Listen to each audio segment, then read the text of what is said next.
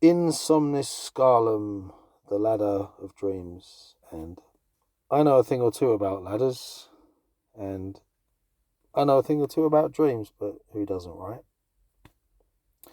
This is a quintessentially hermetic piece that I've created over a couple of days, and it's kind of rough and ready. I didn't stress myself too much. I believe that it captures the ruggedness and the dirtiness of life on the road.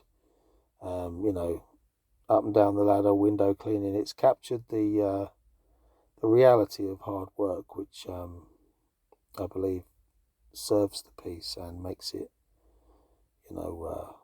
more personally. Uh, it has a more personal resonance that way. Now, this was inspired by like one of those Renaissance, Hermetics slash alchemical diagrams. I just happened to catch it on someone's slideshow when they were giving a presentation, but I searched for it online. I couldn't find the image, but it's much more simple. It's the semicircle spheres are there. There's no ladder, but there are just simply symbols for the planets. But um, I'm not sure if it goes past Saturn. I can't remember, but um, yeah, it was inspired by one of those very characterful pieces, and obviously this is the Kabbalah stretched out. It's the Caduceus, um, all of that good stuff. It's self-evident. One goes up, one makes a contraction, with the idea, with the principle, with the plane, with the God. One brings something back, and one is changed by this process. And it's only true that only a little way in this practice you start to say a lot less. Um,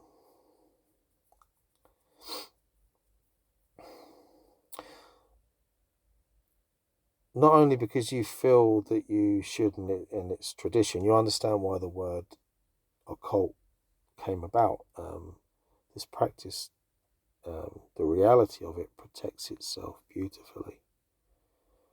And it's like, the further you go on, the less you can say, or rather you would be really particular about who, when, and how. But at the same time, it's nice to document things, and it's nice to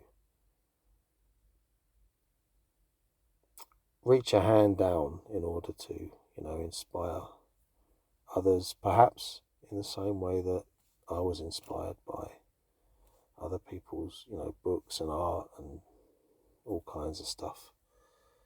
It's almost too easy these days with all these YouTube videos, except for the fact that it's not, because there's so much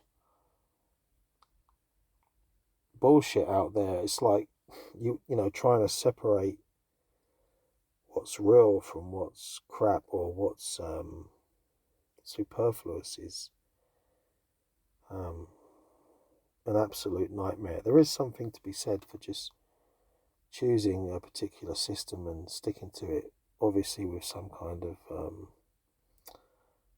discernment.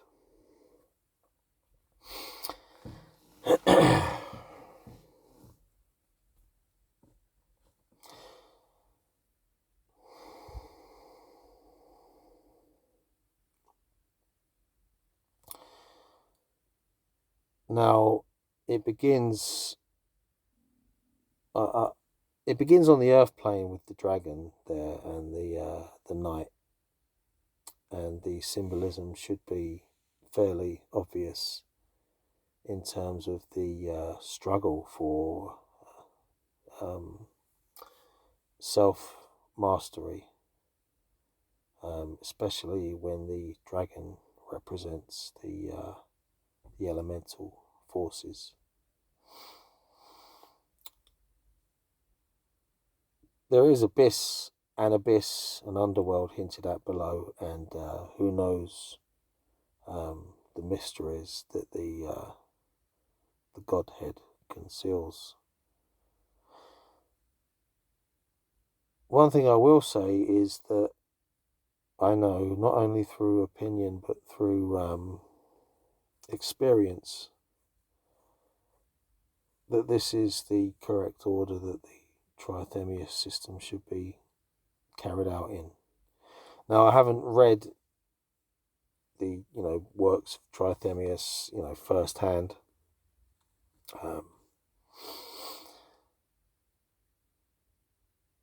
but it doesn't matter. I guess all I'm saying is that, or all I should say is that I really recommend that one begins with one's feet on the ground and then reach out to the moon and work up that way. There's no reason why you couldn't construct a ritual, like a conversion to cater for the Earth. There's no reason why you couldn't stretch out past Saturn, using the template provided to create something for Uranus and then Neptune. Obviously, this is the Kabbalah stretched out. This is the caduceus. This is the ladder. You go up, you bring something back, and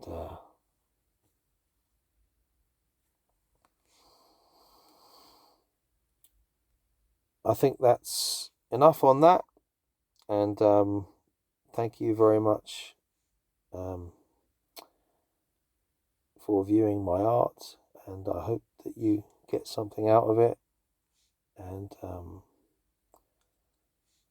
best wishes to you, whoever you may be.